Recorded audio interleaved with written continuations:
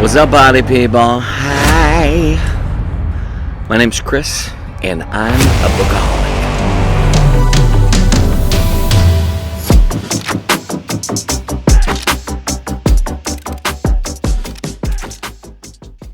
All right, yo.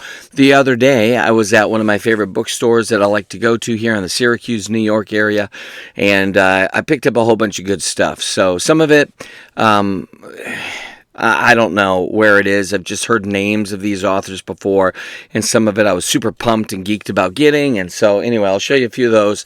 And this is kind of a little bit of a mix here in terms of recent acquisitions. I'm going to show you some science fiction and maybe a fantasy book or so. And then I want to show you just some like religious books that I got. So those of you who are interested in the one, you might like that. And those of you who are interested in the other, you might like that. So let's go. All right, here's the first. And honestly, I just picked this up at a thrift store. And you're like, Chris, you've talked about Kings of the Wild a number of times. And the answer to that is, yes, I have.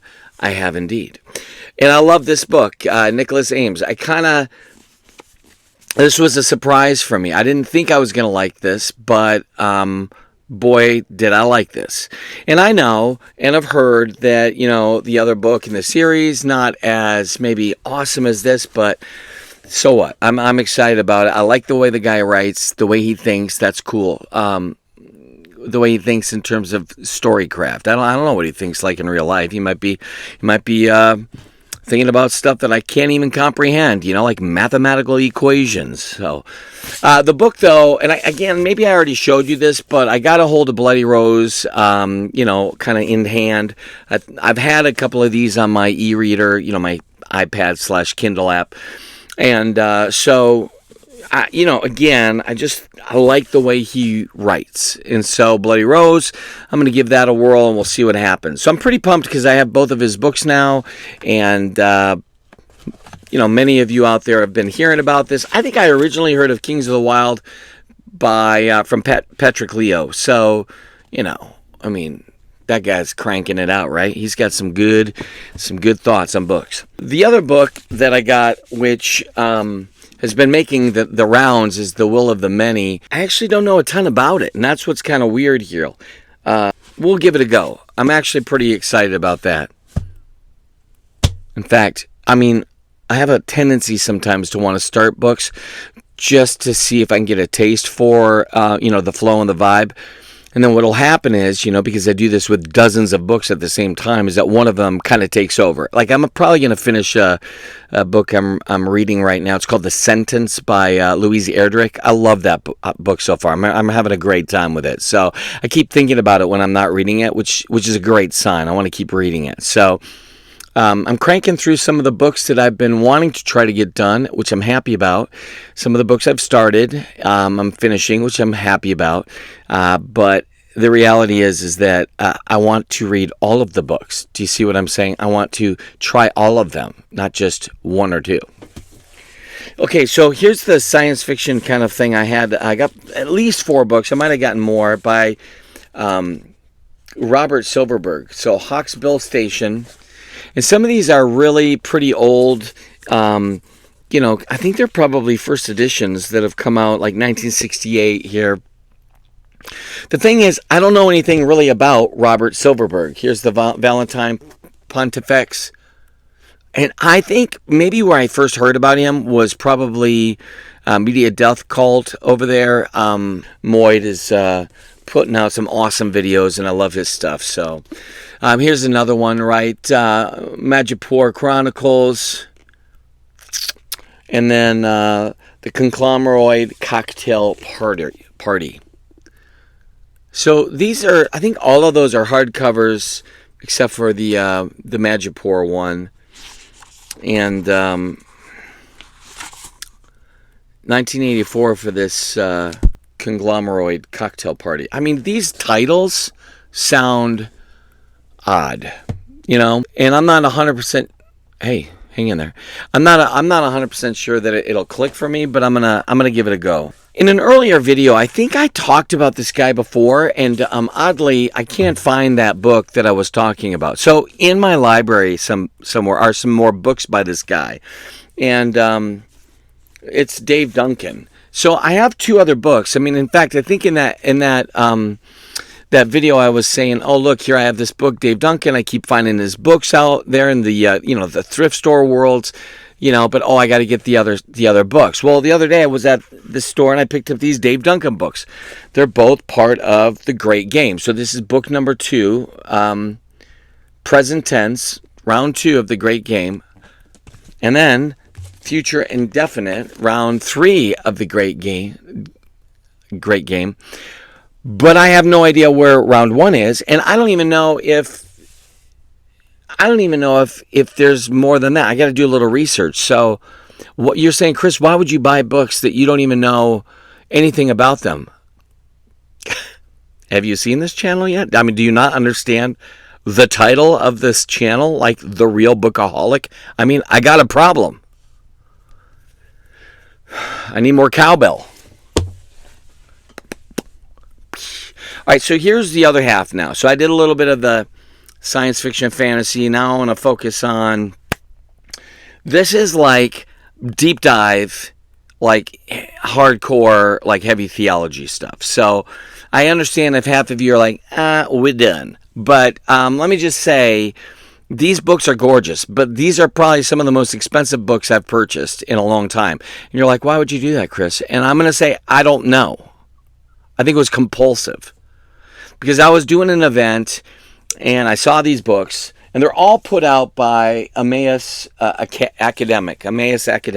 So these are deep dives into academia when it comes to theology. And honestly, though, they look gorgeous. I'm interested in these topics anyways.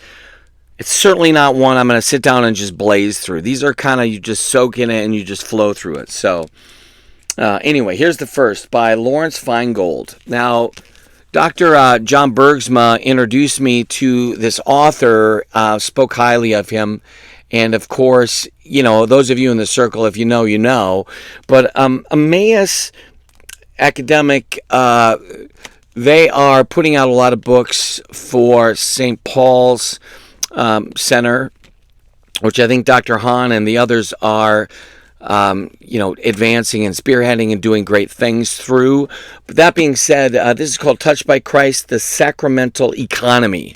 And honestly, that could work for me. I'd still teach some university classes in Christology and theology. So for all my religious nerds out there, you know what I'm talking about. And you can see why this would be it'd be appealing. I mean, it's something that could resonate, but it is very well done. Murmuring Against Moses, the Contentious History and Contested Future of Pentateuchal Studies. This is by John Bergsma and Jeffrey Morrow. And I kind of heard a little bit of a lecture where Dr. Bergsma was talking a little bit about this topic, and it seemed really fascinating. And honestly, I really could listen to Dr. John Bergsma speak on a regular basis. He's exceptionally, well-versed in all of the, the scriptural languages in the Old Testament, and he has some beautiful insights, and I really appreciate what he's done academically. So anyway, this is a little bit more of a deep dive. It's certainly not something that I would give to an introductory class, even in college necessarily, to just begin. You'd want to lay a little bit of a foundation, but boy, oh boy, that's impressive. Here's another. It's called Truth is a Synthesis, Catholic Dogmatic Theology. This is a monster book, but I mean, the topic is right in my world of stuff that I'm interested in. I'm trying to find a way to get you a kind of a look at this without the glare, and it appears to be impossible. So my apologies for that. These are all Emmaus Academic here. And Mauro Gagliardi and an introduction by Cardinal Mueller. But anyway, boy, this is a monster book.